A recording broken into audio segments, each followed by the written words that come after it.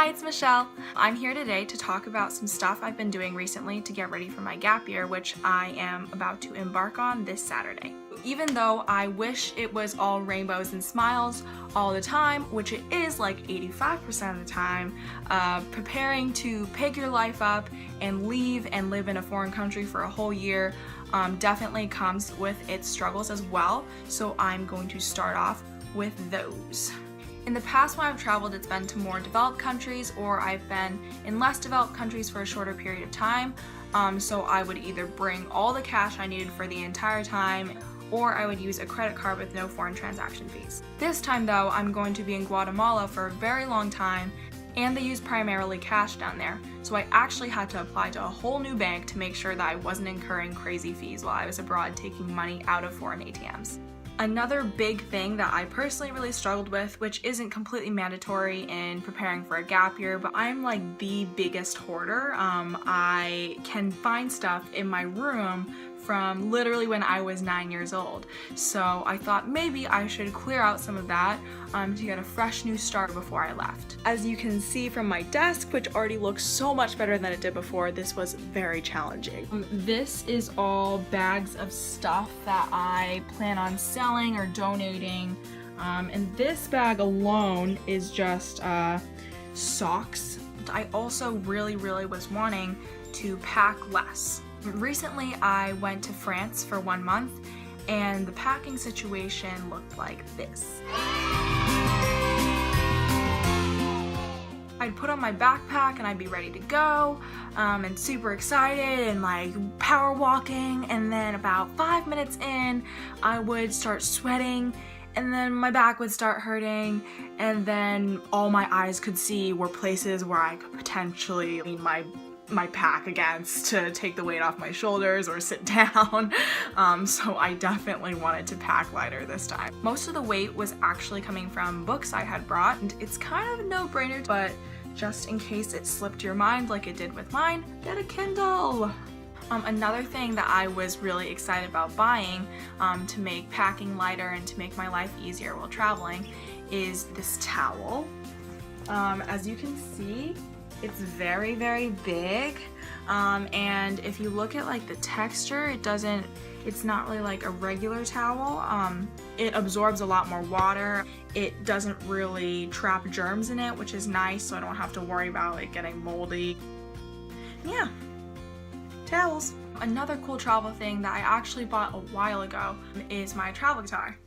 The tuning knobs are in the body of the guitar, which is really cool. And you have this thing which is detachable, and you can put in the front, and then you put it in this really small bag and you can carry it on your back. And I'm really excited to bring it because I missed playing guitar so much when I was in France. Okay, so I'm here with my bag that you saw in that picture, and I haven't like really started packing yet, but I just wanted to show you a few more things I got for keeping it light while traveling. A 3-in-1 body wash, conditioner, and shampoo. And I found it weird, but they only sold 3-in-1s for men, so got a men's brand.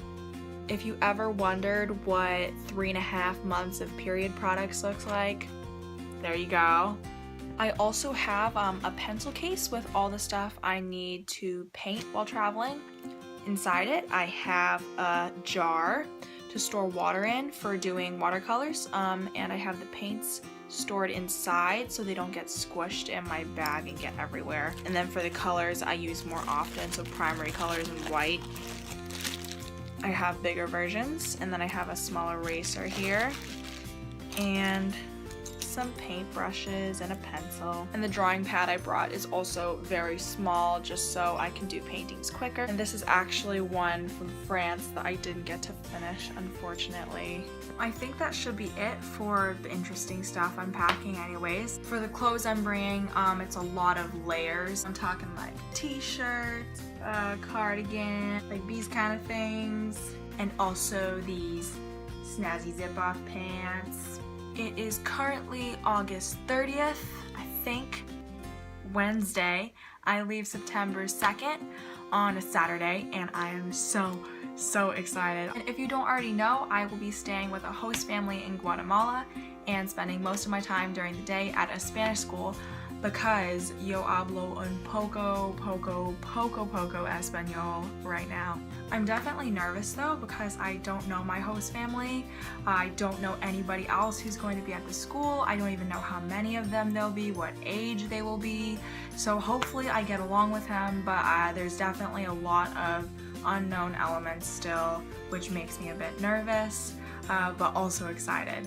I'm definitely looking forward to a lot more than I'm nervous about. I've always wanted to learn Spanish because so many people in the world speak it, and I really feel like I'll have a much deeper understanding of a lot of regions I'm very interested in as a result.